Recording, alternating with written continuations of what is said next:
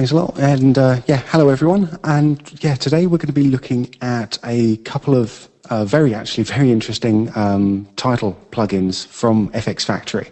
Now I know that quite a few of you are using FxFactory at the moment, but for the other guys, I thought I'd just spend just 1 minute just letting you know what FxFactory actually is, because rather than just being a set of plugins, actually what it really comes down to, it's more like a suitcase of plugins, in the same way that you have a suitcase of fonts that you can turn on and off. And the interesting thing about them is that when you buy one of the different packs here, which is the we'll have a look at the ones down the bottom here, the Motype and the Nodes.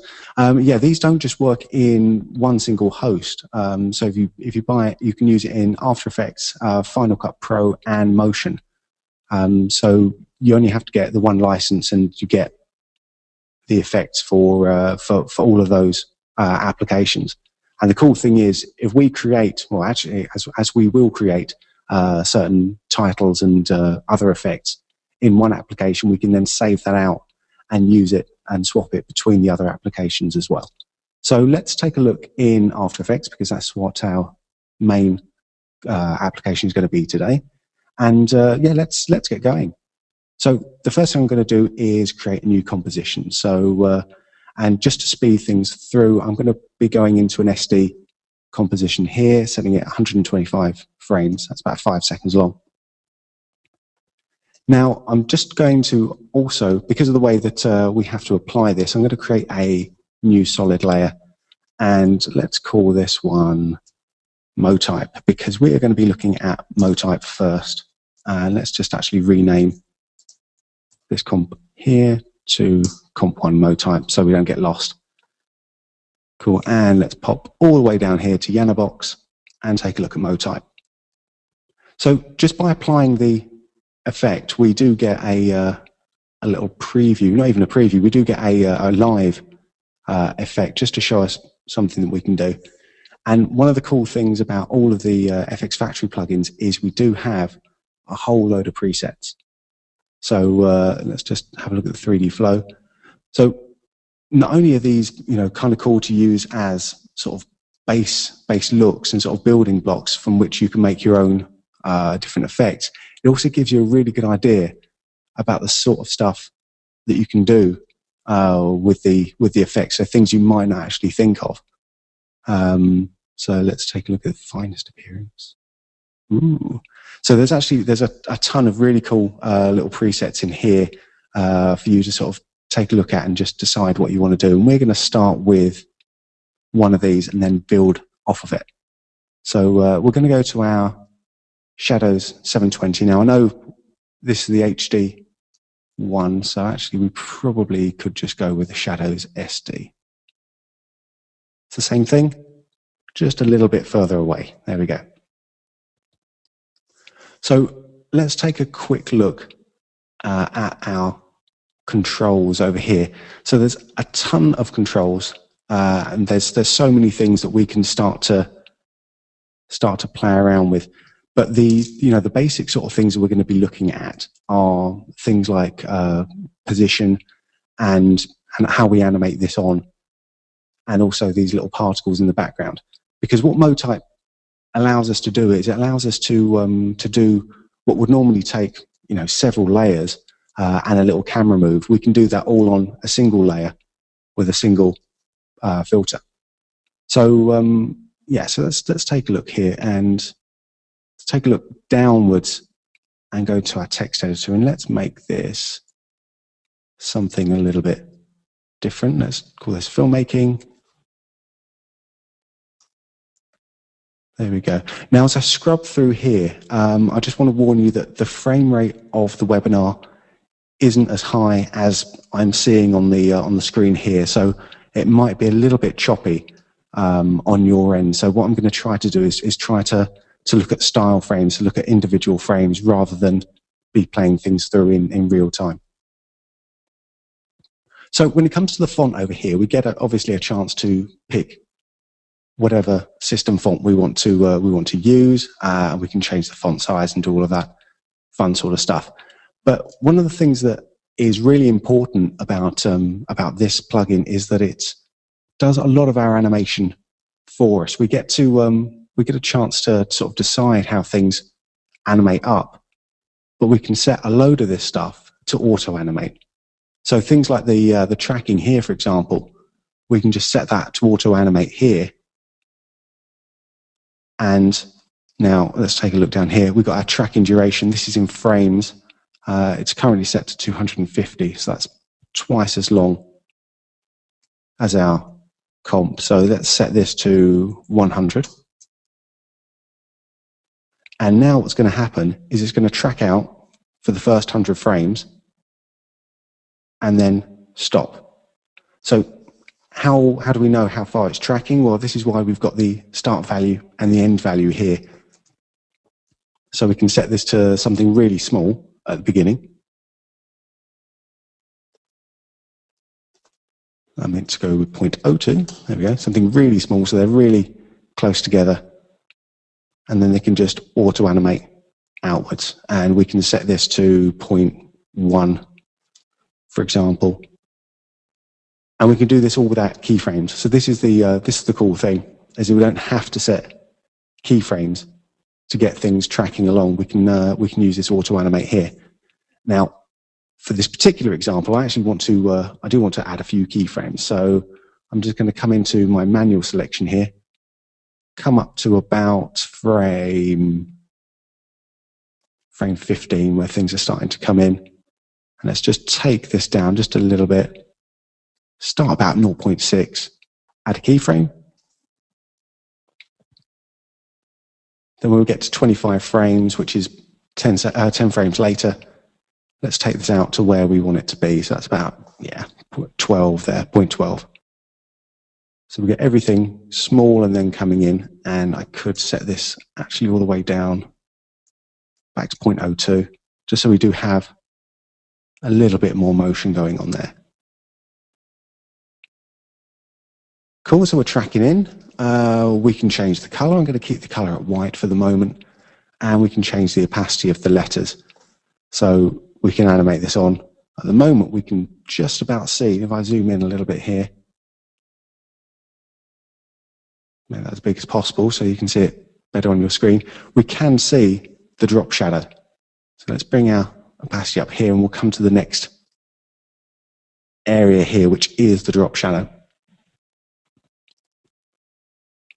So the drop shadow is, it's your basic little drop shadow. So I'm not going to over-egg this too much. We can change the direction, we can change the softness, how much it blurs up, the distance, and all of that kind of stuff. And of course, all of this is keyframeable as well. But it's a drop shadow. It does what it's meant to do. Another thing we've got here is random characters.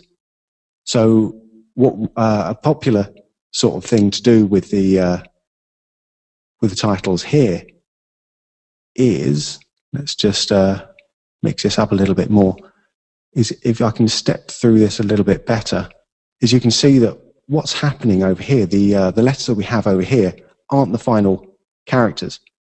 So we're getting cool sort of random characters then popping in to the letters that we actually want. And we can have it sort of animating in slightly different ways. So we have stop at letter completion +1, which gives us a slightly more visible effect. Stop at word completion, which means everything stays random until the whole thing's on, and then it reveals itself. It's kind of nice. And we can also, if we want to, we can set this manually as well, so we can keyframe that. Let's take this to stop at word completion. So I just want to show you one little thing on here as well. We can change the type of animation from numbers or uppercase letters, or we can look at symbols. So a whole host of symbols. You want positive symbols, so it's things like smiley faces, peace signs, yin yang, or angry negative symbols. So so things like lightning bolts. So we've got a whole load of different choices of what we can randomly create out of that. But for this one, again, I'm going to turn this off. Motion Mixer is really how things start to animate on. And this is really crucial because, again, you know, we're working a lot of it without keyframes. This is the fun thing about it, because it, you know, especially in, I know actually After Effects is very good at being able to handle keyframes, of course, because that's, you know, one of its bread and butter things that it does all the time. But some of the other applications that the FxFactory stuff works with isn't that good at handling keyframes. And yes, Final Cut Pro, I'm looking at you. So being able to sort of actually animate a load of this stuff up without adding loads of keyframes does take a whole load of headaches away from us. So with the duration here, we can see that actually by frame 24, our title is in. So if I put that up to frame 48, we can now see it's taking a lot longer to bring our title back in. So we can really sort of just play around with that. I want this coming in over a course of a second, so I'm going to put this at 25. There we go. And I'm going to be coming back to the rest of this stuff here and start playing around with that a little bit more later. So because actually one of the nice things about Motype is that it does let you, you know, it does work through in a fairly logical order. There is stuff here, you know, you'd set up things like your trailing blur and your characters, and you do it in a sort of linear order if that's what you want. You turn it on or off, and then by the time you hit the camera at the bottom to start animating things on, you are in a much better position to be, you know, playing around with it. So the trailing blur here, it's a bit like motion blur, except we do have a few more other creative things that we can do with this. Let's just pause on a frame here, and you can see if I turn the trailing blur off, our letter is sharp. If I turn it on, we're starting to get that motion blur coming in. And we've got a load of ways of adding this in. So our shutter angle really determines how big or how deep that motion blur is. I'm going to keep this quite high because I like the look of that. The samples is how smooth our blur is. So with a very low sample rate, you can start to see, you know, what it's actually doing, see how it's separating everything out. And as we increase the samples, we get a much smoother motion blur. And there is obviously a slight payoff that you pay in rendering times, but actually with this particular filter, you really don't notice it all that much. It's very fast to render out. We're going to come and look a bit more at things like the sensibility and the origin factor in just a moment. But well, let's take a look at sensibility. Sensibility, actually, no, let's come back to that when we can start to see a bit better. Because one of the things I want to have a look at now is actually this custom color. Because we saw actually in one of the previous presets, let's just save that out and create another copy. Yeah, because in one of the previous presets, what we saw was a very interesting way of bringing this in. Let's just take a look at that. And let's look at, I think, a basic classic orange. There we go. And let's just solo that out. So we can start to see things kind of moving in a slightly different way. And that is, let's just turn that off and come back to our Motype layer. That is also thanks to being able to change the trailing blur here. So unlike a regular sort of motion blur, where you've got, you know, it's motion blurring from the footage itself, here you have a chance to come in and change the color on this. So if, for example, we wanted it to be some kind of light blue there, we can hit the opacity up, and as you hit the opacity up, it starts to blend together in a slightly different way. So what we're looking for here is that perfect balance between samples, our shutter angle, samples, and opacity here in our custom color to bring that in. Now, if you don't want a custom color, you can just take it from the text color, and that works as a regular motion blur does. So you can see even now we started to add a little bit more flavor into this here, and this is going to get even more flavorsome in just a moment. Cool. So we'll come back to trailing blur, and let's pop on to the next thing here, which is the particles. And this is really cool. This is something that's actually built in, that we don't have to go in and create particles here. So the particles is actually this, at the moment, it's this sort of background plate that we have down here, this sort of a little plinth that our text is sitting on.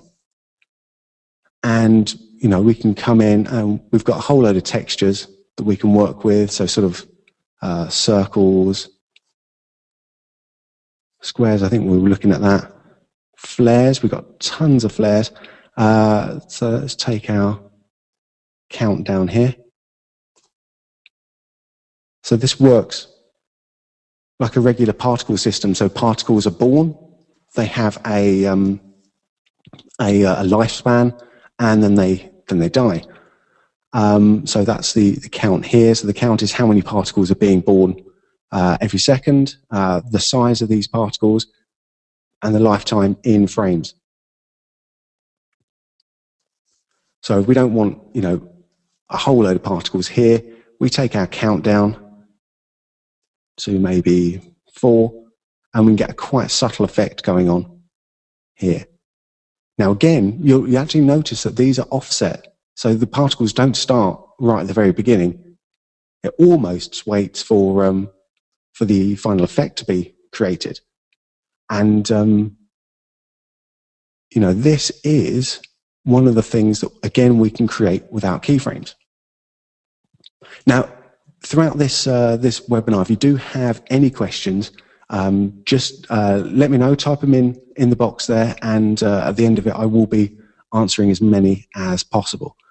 So yeah, so how we create things without keyframes is we have our start time, again, in frames. So here, we've got this set to 11. So on the 11th frame, our particles are start being born. Now I want to change this to about 23. So I only want them to start there. The increase duration, again, is in frames here. So we're starting to increase things up 14.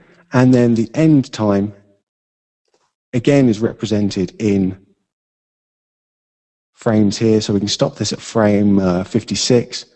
And the decreased duration here, we can have this really low, and it will just stop our particles really quickly. Or we can have it set a lot higher, and we can have them slowly dying off. So it means that the number of particles being born is going to be lower as we get, they're all going to start to die off.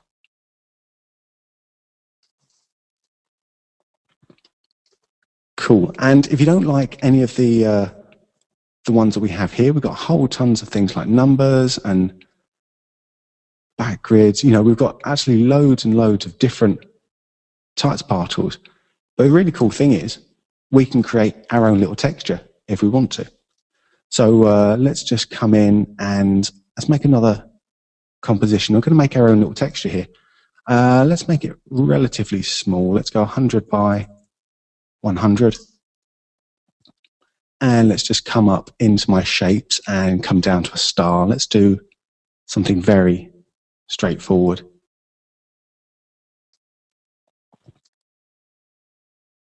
And let's just place my star in there. Scale it down a little bit. Cool. Okay, and let's come over back into my project here. Let's rename this as Star Pre-Comp. Cool, and come back to our main composition, our Comp 1, and let's just drag that Star Pre-Comp down to the bottom and turn it off. And let's pop back into our little effect here, and back to our particles. And now with the image type, we can create a custom image here. And let's tell it that it's going to be a star comp. And here we go. So we've now replaced our background with our star comps there. Cool. Now that is a lot of stars. So let's come in. We'll take the size down a little bit more. We'll take the count down, definitely, so we don't have quite as many.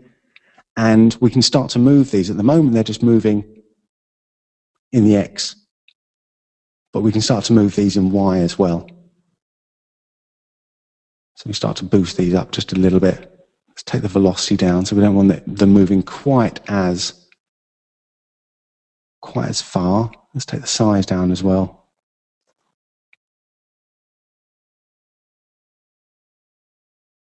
Cool, we're starting to get somewhere. I might take my decrease duration down a little bit as well, just so we start to fade these out a little bit earlier. Cool, okay, so we're getting somewhere. What I might want to do actually as well is just bring these in a little bit earlier. So take this back to 15, or maybe even take it even further down. So that when we're here, we can start to see our stars. Cool. And the trailing blur, let's change that up. Let's just sample the color from one of our stars and make it slightly brighter. Sort of take it in that general direction. A little bit warmer, there we go. Cool, just so we can start to tie things together a little bit. All right, I see that time is definitely not on our side today. We're going to have to move into the camera now.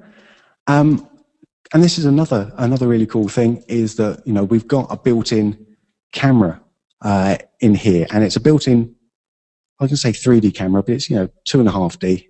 It's not truly 3D at all, but it does give you a chance to again auto-animate things. So we auto-animate in the X here. We can set the duration of the move, set the start value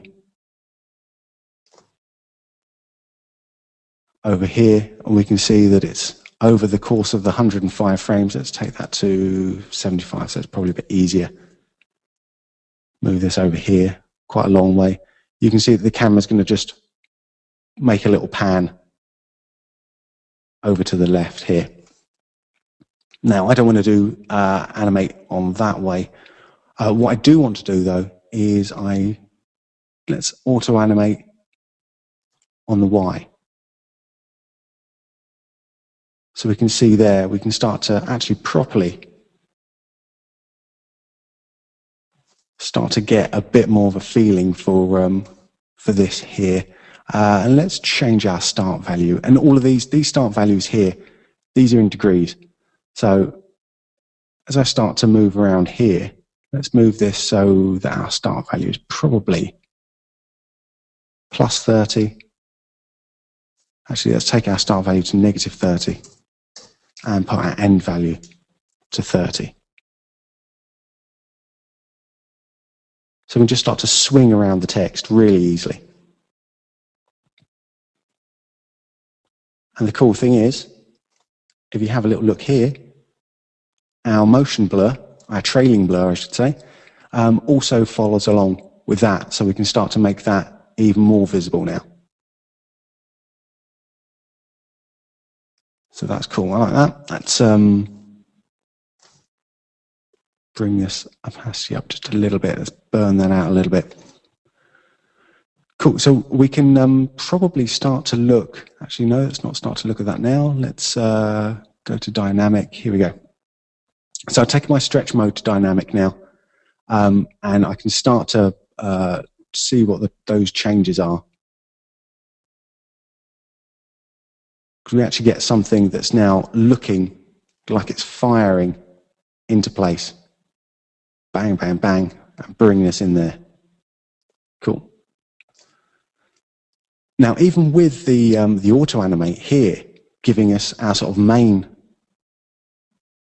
little rotation going around there, another cool thing we can do is add a keyframed rotation in there as well. So we can come in and manually keyframe this stuff up. And this is what I'm going to do. So I'm going to come in and we'll start with the position. So what I want to do is let's actually set a keyframe on Z position of 0 there, because that's when things are finished. And then at the beginning, let's just zoom out a little bit and create a little movement going on in there. And actually, let's make that even more dynamic. So I'm going to come up to my main layer here, hit U, just to show us all our keyframes.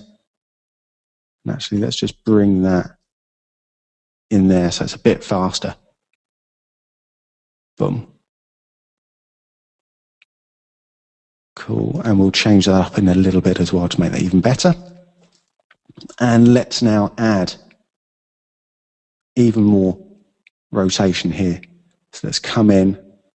I'm going to add a bit of Y rotation to really set a keyframe in there, to really add a bit more dynamism to it. So let's take it around about there. Let's move that to about -18. Hit U one more time just to bring up those extra keyframes now. Let's come back and let's take that to +18. There we go. So we can start to just, really come into the text there. Cool, and let's animate this out. And let's come to our Z position, come down to the bottom here, add a keyframe down the bottom. Couple of frames forward using page down. Just start to say, yeah, we are going to start to make a move by taking the Z position down a little bit. And then at the end, let's swish that out.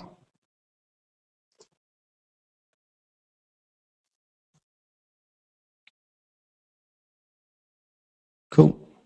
And maybe just bring those in so it's even more dynamic. There we go.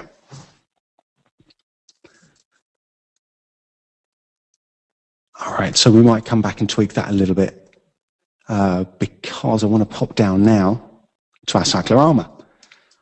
Now this is, again, this is another cool thing that has been used in a lot of the presets. Let's have a little look here. Let's see if we can find stage. There we go. It's probably one of these ones. We've actually got our own sort of semi-lit 3D environment here. So we've got a cyclorama, which is our back part of the stage here, and also a floor as well. Now, at the moment, we've got this set to 2 spotlights. So we've got one spotlight, which is spotlight 1, which is hitting the back wall. And we have another spotlight here, which is hitting the floor. Now, we can't really see the one on the floor, but we can see the one that's hitting the back wall. So let's come in, and we can also come into our set symmetrical spotlights up here as well.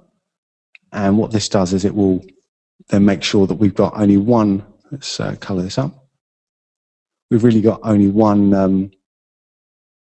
I am using the wrong one. There we go. That's why it's not working. So if symmetrical spotlights is set up, it means we've only got one set of controls that's going to be basically lighting the floor and the back wall here. But with two spotlights, one for the back wall, one for the floor, we can see that the back wall here, the floor, which is spotlight 2, was set to an opacity of 0, so we couldn't see it. So we can turn those off if we want to. Now, the nice thing is we've got a load of textures that we can start to use. And I'm going to use lines here. And let's just angle those up. I'm going to take the sharpness up or down, make them really soft. Scale these up and down. So we've got a whole load of things that we can do. And this is the texture here. And the position is where our light is. So our light can be hitting the whole area. Turn that up to an opacity of 255, which is, the opacity goes from 0 to 255. It gives you a little bit more control over it. And the concentration gives you a tighter or a looser spot. So we can just come in, just bring that down there, bring that down there.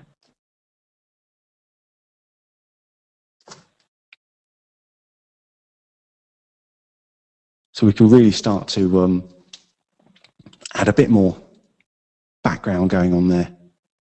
Boom. And again, this is all keyframeable, so as we come out, let's keyframe this from 177 to 0 to just push us out.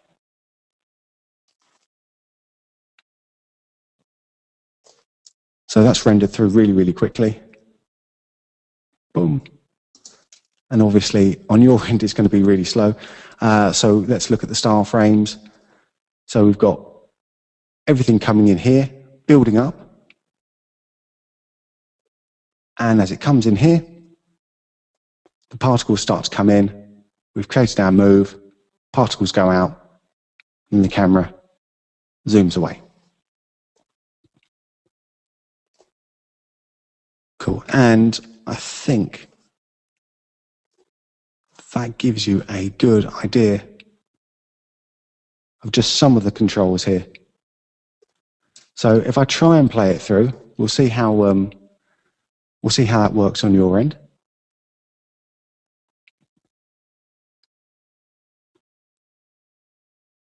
Boom. Cool.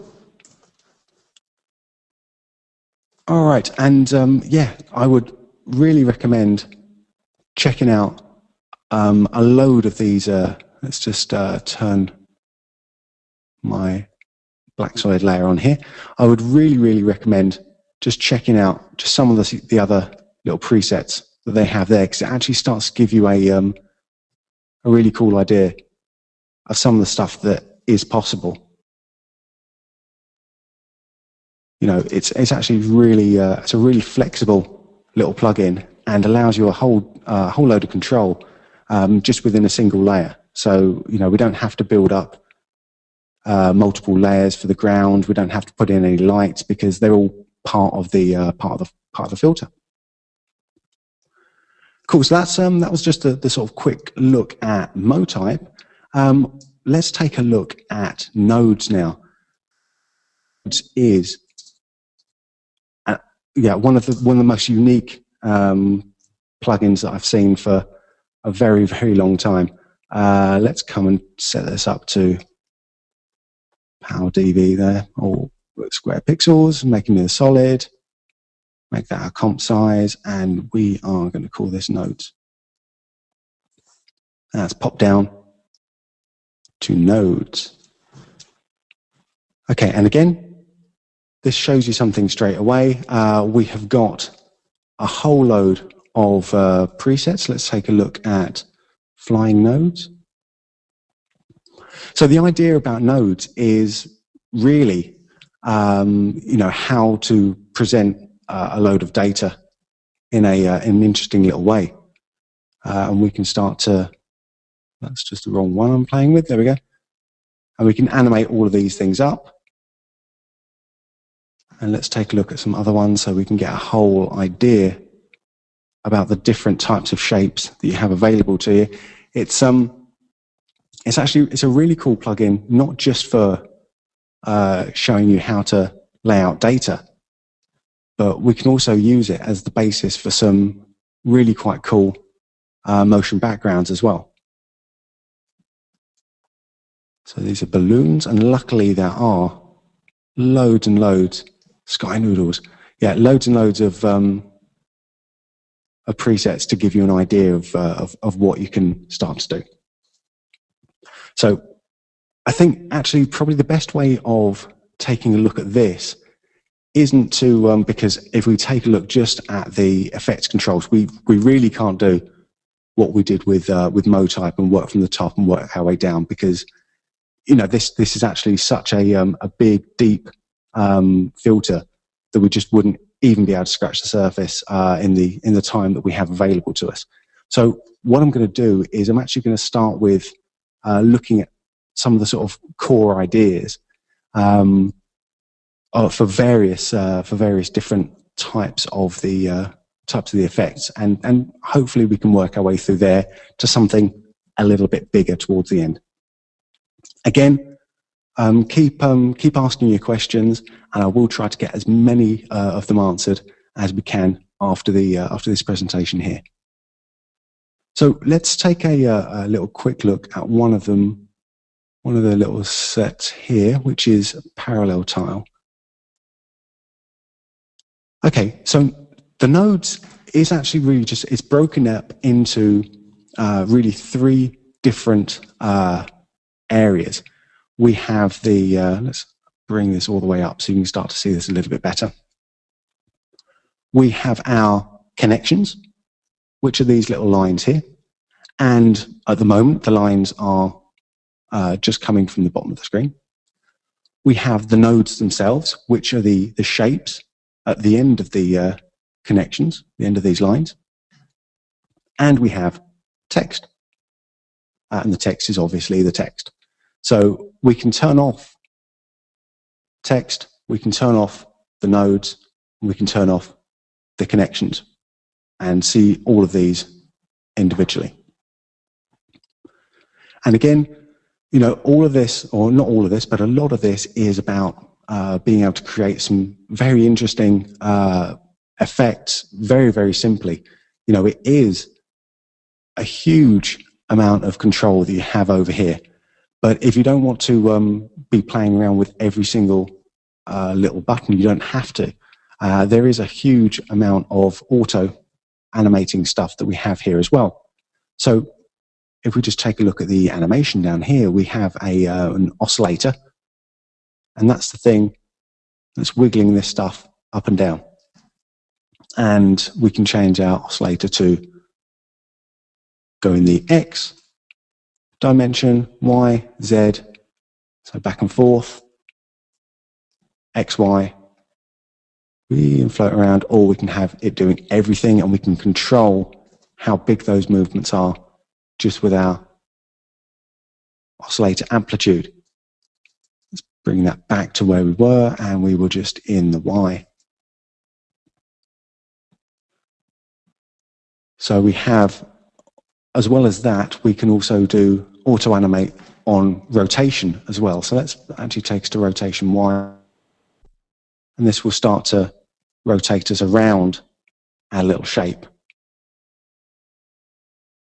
So we can really simply, let's actually come into the transform and set this up so that we are looking over here.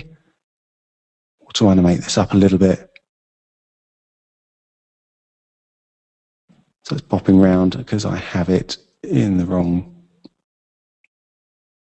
direction there.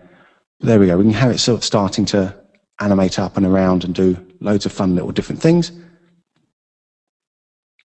Just with a transform there, and the auto, the auto animate and the oscillator. Let's turn the auto animate off for the moment. We're going to have a look again at that later. So the other thing that we've got is our nodes. So our nodes is created by the node count, so we can have as many nodes as we want to. Obviously, in this case, it's looking a little bit confusing with 45. So let's take this down to 8. And the cool thing is, if we're working on a particular part of the plugin here, for example, we are looking at the nodes here, we can just set our UI display to nodes, and it takes away all of the rest of the stuff so that we don't clutter up everything just with, when we are actually wanting to just look at one particular element. So, for example, if we were looking at the text here, we can just look at our text. And, for example, let's come down, let's change our custom text in here, and let's type in, what's 8 letters long? Add break. Is that 8? That is 8. Fantastic. Yeah, so we can come in and we can change all that stuff up. Make this bold. We'll be looking at other stuff that we can do with the text in just a very short space of time, because there is actually quite a lot of stuff that we can do with our text. We also have different ways of animating this on. We can animate the completion of the text with one slider, while we animate on our master completion with a completely different slider. So let's take a look at how that works in practice. Let's just come in, set our master completion to 0 here, and then after 1 second, let's bring that up. And as that's coming on, let's take that back a couple of frames, set our completion on our text down to 0. Then after 12 frames or so, after half a second, let's bring that up. And we can animate that in really simply. And because of the auto oscillate here, we don't have to add any more keyframes in there. We've got that just done.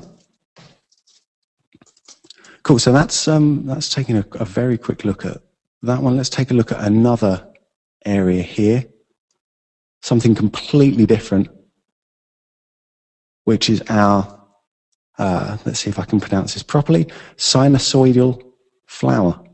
Sinusoidal flower. It's pretty good. And let's take a look at what this one is doing.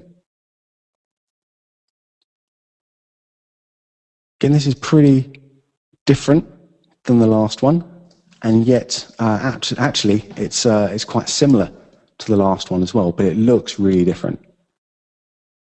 So in this case, what's going on as it animates in, and let's just take a look. I'm going to hit U here, and you can see that it's kept my keyframes from the previous preset that I use. So we don't, if we make a mistake or want to change the look of something, we can actually really keep all of our keyframes in here, which is kind of cool. But let's turn off render text, and we'll just look at this shape here. I'm going to take my keyframes off. And again, this is benefiting from the auto animate here, and it's working at a sine phase here. So that's what's given us that little sine move going on there. Cool. So when we're looking at this shape, so we have the three, so let's take us back 1 second. So we have the three things that we're seeing here. We have the connections, which are our lines, our nodes, which are the points here, and the text, which is the text here.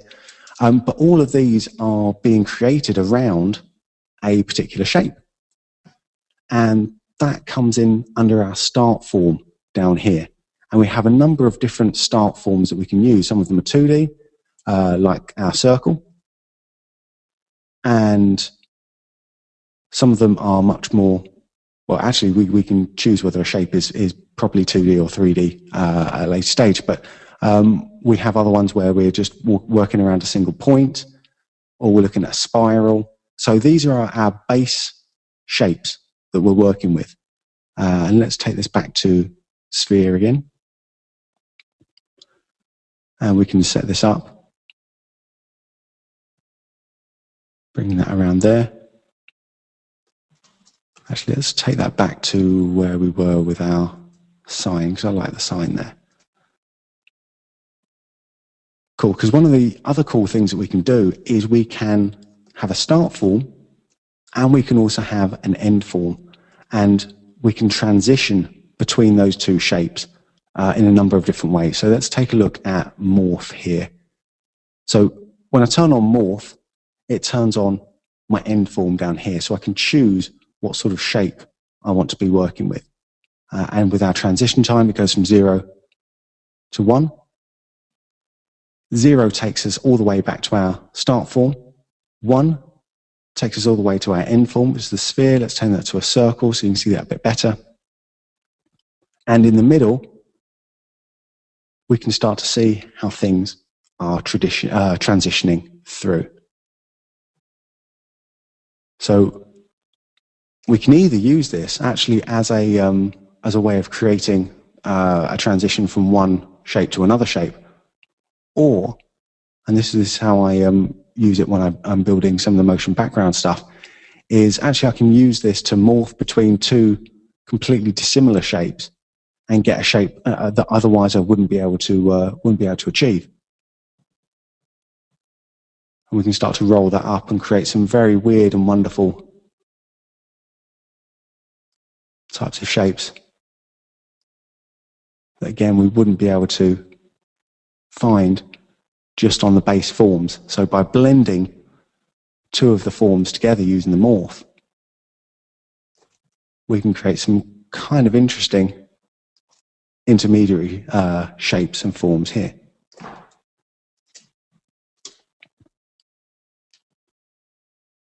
And let's actually look at putting some of those things together now. So we've got the idea, or the basic idea now, of the shape and the connectors here, the connectors, nodes, and the text. So let's try and put this through together with a little bit of time that we have left. So let's pop into our words cloud here, and let's just round preview. So because what we see here is going to be very different to what we end up with. So at the moment, we've got a large amount of text, a huge amount of text floating around. In fact, we look up at the number of nodes we've got 74 nodes. And as happens by default with a load of these presets, when we do have a large number of nodes and a large amount of text, the custom text that it puts in is the states of the US, starting from Alabama, going to Wyoming, and we can come in and we can type in our own text down here, or we can choose to have numbers instead. So we've just got numbers floating around. This is kind of fun as well. If I turn on my connectors, you can now see that our connectors are, hopefully you can see, let's just zoom in a little bit here. You can see that our connectors are now doing a join the dots simulation there, and we can even change how those dots are formed. But let's come back to our text. Let's do it the clever way. Let's come up to our UI display, go to text. And our text source, now let's bring this. Actually, we can even use images in here, but we won't. We'll actually I'll do that 2 seconds because it won't take a moment. Where are you? Grid with image list. So this is actually kind of fun. We've got a little grid that we can have with images that we then put in our nodes, and like all of the other ones, we can change the end form here and transition all this away so that it's all sort of floating around in a sort of auto-animate kind of way, and then morph it back so that eventually it all pops into this really nice little grid. So that's actually really just a little aside that I hadn't planned on doing, but that's kind of cool. I do like that. Let's just undo that a couple of times.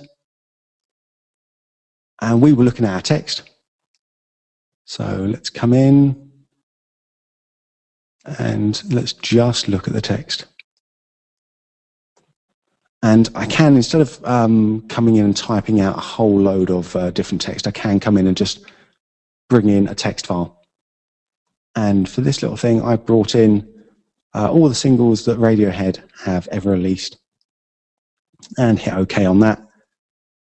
And if you notice, one little thing, I've got a little hash sign or a pound sign, depending on where you are in the world, separating out the different albums. And this is important because at the moment we've got a whole load of well, actually all of the songs just sort of floating around in a sort of random little order. And that's because our separator here is set to carriage return. So every time we've got a little new line, that's when we've got a new node coming in. Now I can change that to either be each letter. So we have this sort of word soup or letter soup or alphabet soup, as one might say, or spaces. But in this case, I'm going to come to custom. And now, because I've got this little hash or pound sign in there, it's now separating out my text into those various albums. So I've obviously now got too many nodes. Let's take this back down to 6. And now I've got these various albums sort of floating around in space, but grouped into the singles. Or the singles grouped into albums. Cool, so let's start to play around with this a little bit more. Let's come all the way down to our background and make this a slightly more interesting background. Let's come and just take that to a gradient. And let's lighten that up just a tiny wee bit. There we go, just so you can hopefully start to see it a little bit better. Cool, and with the text itself, let's, oh actually this is something that's really cool. You can set the color mode of the text to either, 5 custom colors, a single color if you want everything white or everything black. But what's more interesting is that we can also come in and have, sort of color theory colors coming in. So we've got, triad here. So if I bring in a bright red here, using the color theory of triad, basically colors that are going to look good together. We have bright red going with bright blue and bright green. Yes, that is working. If we tone it down just a little bit, you can see that, yeah, they are fitting together a little bit. Or we can have, what I'll probably do here is shade. So we pick the hue and saturation, and what changes is the value, the sort of brightness value coming in here. So that changes automatically. So we can get stuff that's working together. We'll stick with that there. Cool. Let's pop back up now and let's take a look at our nodes. Because at the moment, we don't have any nodes being rendered out. Take a look up here. By sticking rendered nodes back on, all of a sudden, we have a lovely star going on behind our letters. And let's open up our nodes here. And this is where we can start to bring our different symbols in. So we've got tons of preset symbols. If we like apples or fish eyes, I'm going to come to my soft shape list here and let's look at some of the circles. Bring this up a little bit more. And let's change the color on that to a white. Bring the opacity up so we can start to see that a bit better. Cool. So now we've given each of our albums a little plinth to sit on. Let's come in now and start to make this a bit more readable or legible, as one might say. Let's come in now to our 3D forms. So this is here, where we do our start form and our end form. So let's come first into our start form, which is a sphere, which I'm happy with the sphere. Let's just transform this up a second, because I'm not happy with where we're at the moment. Let's come in actually to our rotation and take our Y orientation back down to 0. Push this back in space and push this back over to the center. Cool. All right, so now they're just sort of floating around in space. So let's come over to our forms here. Let's pop back up and look at 3D forms. So our start form is a sphere. Let's animate this in. So let's create a really huge radius, turn that on, and after 13 frames, let's bring this into where we were before. And we'll do the same sort of thing. Actually, no, we'll stick the... actually, we will animate the position Z up as well. We'll just have that slowly, very small movement coming in. Maybe 0.1, we don't need to have it really big, just to give us a bit of extra animation going in. Cool. So that's popping up. Now, one of the things that we can, the transitions we can do, we looked at the morph, which took us from one form to the other form. Now, one of the really cool transitions we've got is this 1x1 transition. So 1x1, let's just look at what happens with my transition time there. 1x1 actually is not the one I want highlight. There we go. So highlight is bring the individual nodes into the foreground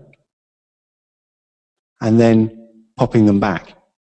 So what I want to do is actually get this so that I've just brought the transition time up, so we've got one of our nodes here popping into the foreground.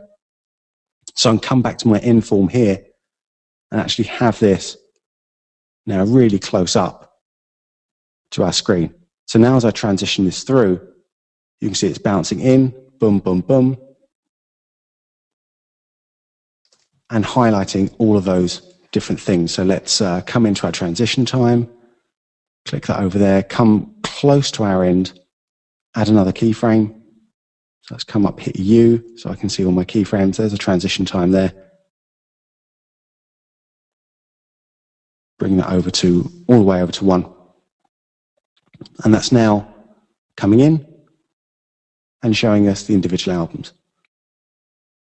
Cool. So how do we get it so that, that we can see those albums a little bit better? You know, we want them to be on for a little bit longer. Well, here's one way of doing it, just stepping through with page down until each of them, oops, try that again. Yeah, so stepping down with page down and then adding a keyframe when each of them is right slap bang in the middle. If we've got time at the end, I will be changing the colors because that's not particularly legible. And do we have one more? Yes, we do. Cool. Now I can take those keyframes of the ones that we have just created, the ones where they're good. So copy those with Apple C or Control C, and then paste them with Apple V or Control V. And let's play that through now. Boom, boom, boom. So that's just rendering out, coming in. Rather fast, but it's doing the job.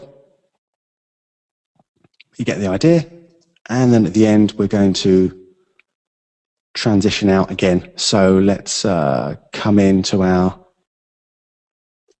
radius here, our circle radius, which is this one here. add keyframes for circle radius and position Z. Let's bring the radius back up again. So explode those back out and bring the position Z up as well. So it's zooming in. Cool. So let's take a look at that, because what I want to do now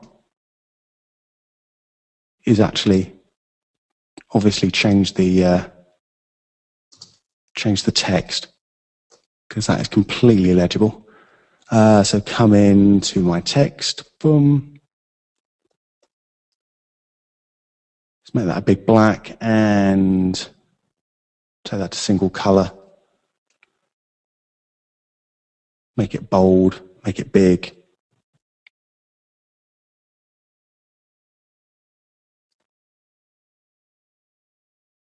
And let's take the opacity down a little bit as well, so that fades out the stuff in the background. And now if we preview that out,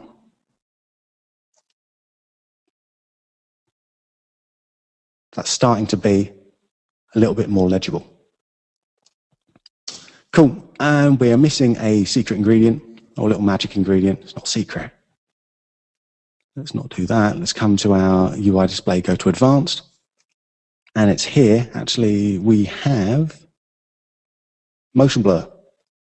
So we can start to add in a bit of motion blur here. And we've got our, again, we've got our shutter angle that we had before. And the quality is really about the samples. So the angle here gives us more or less motion blur. 360 is really quite a lot of motion blur. 180 is also kind of cool. And the quality is the is the equivalent of the sample size that we had in the Motype. So we can see that's adding a whole load of life now to our titles there. And if at any point you think that everything's slightly blocky, we can come in. We can bring some anti-aliasing as well, and we can sort of take some of that alias blocking out. But obviously that comes at a little bit of a price, of a render cost. Cool. So we're getting close now. So keep asking questions for me to answer. We're going to go through this only a little bit more of the main thing here. So let's come over and quickly create another solid. Here, one more little thing before we end up. So come to our nodes here one more time, and I'm going to come into angel hair, because this is one of the things that I was talking about earlier, how we can start to use these not as just as ways of taking over large amounts of information, sort of infographic type stuff, but we can also use these as motion graphic or motion background elements. So with just our connectors here, let's come in, not with the animation, let's come in with the transform, spread that out a little bit there, and let's come in and set our blend mode over the top. Actually, let's rename this so we know what's going on, angel hair. And set our blend mode here to add is too harsh, so probably screen.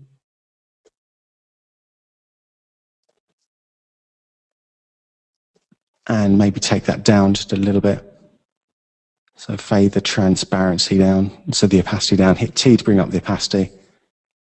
And we can also come in and set our motion blur on for that one. And just quickly render that out.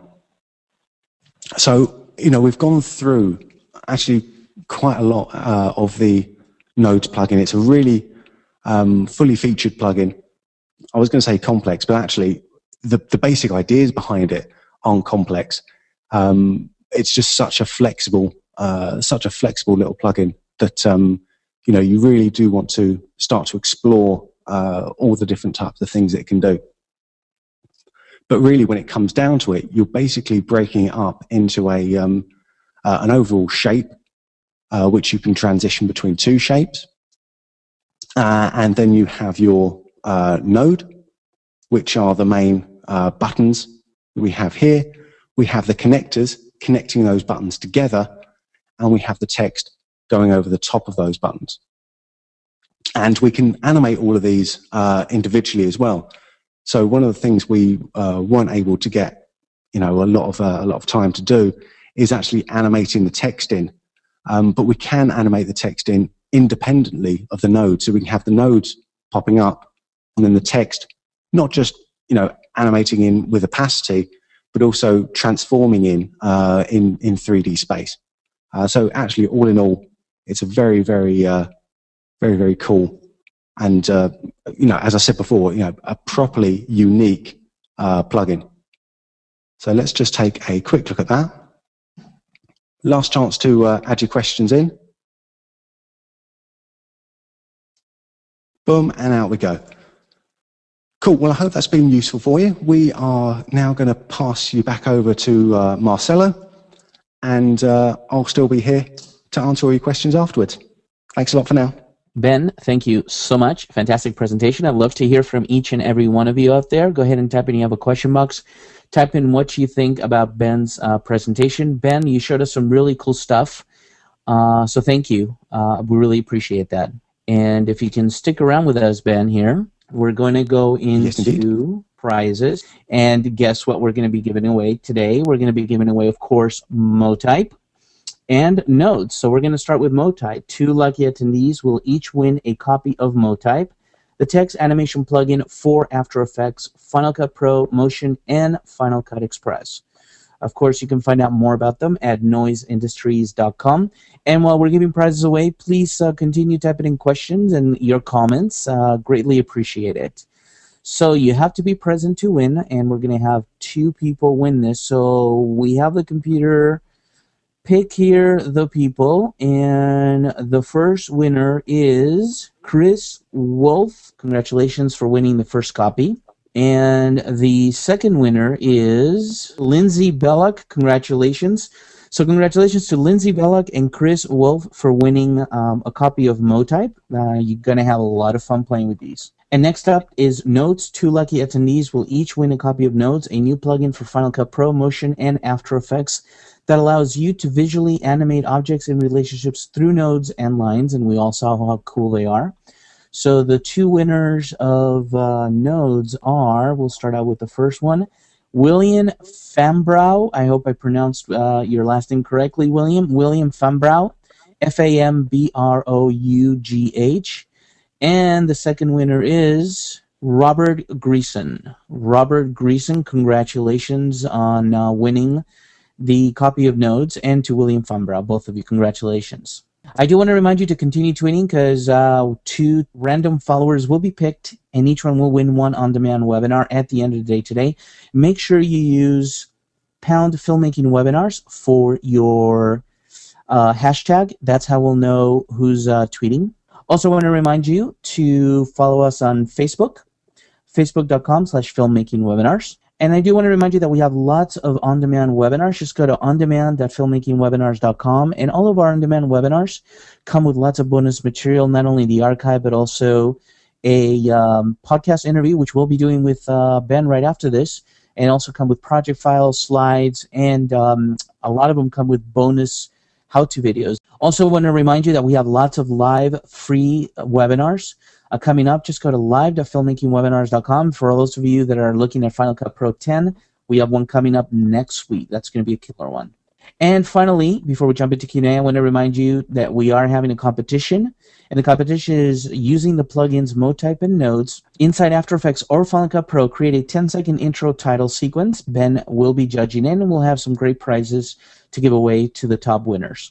So just go to competitions.filmmakingwebinars.com, and good luck. So now it's time for Q&A, and of course, sponsored by Noise Industries, so thank you to Noise Industries. The first question here is, do you have any info on when these will be available for Final Cut Pro X? I believe that the main FxFactory plugins are already available for for Final Cut Pro X. Yeah, and that's actually what I was going to say. But now that you said that, I'm actually wondering the same thing. I don't know if Nodes is available. I don't know if all the plugins that work within FxFactory, but when you send out an email to support@noiseindustries.com thanking them for supporting our webinar, go ahead and ask that question. I know 2.6 of FxFactory is available now for Final Cut Pro 10, right? And Motion 5. They said that's right. Yeah. They send that out. But Motype and Nodes, I'm not sure if that's part of that already or not. So can you do custom particles in Motype? And you kind of showed yes, that, right? We can, and that's what I showed. Yeah, that's one of the things we did with the little star. Right. Now, you can put pretty much any kinds of graphics in there? Pretty much, yeah. It will be, stills, but, you can, it's like any sort of particle system. You can start to build stuff up in, slightly crazy and creative ways if you want to. Sure. Do you know if these plugins work in Avid, or is it just for Final Cut Pro right now? At the moment, the supported system is Final Cut as far as editing goes. Yeah, and I think also another question here is, does it work on Windows? And I don't believe it does. I think this is Mac only. Nodes, I think, is Mac only. Yeah, Nodes and Motype, I think, is Mac only. I think FxFactory in general is Mac only. So, let's see. In Motype, can you use just the background for creating particles without showing the text? You kind of showed that, right? Of course you can. You just take the text opacity down to 0. You drop shadows off. Bang! You've got yourself a particle background. One of the things that I actually do with it quite a bit, which I didn't get a chance to do today, was create 2 copies of the same layer.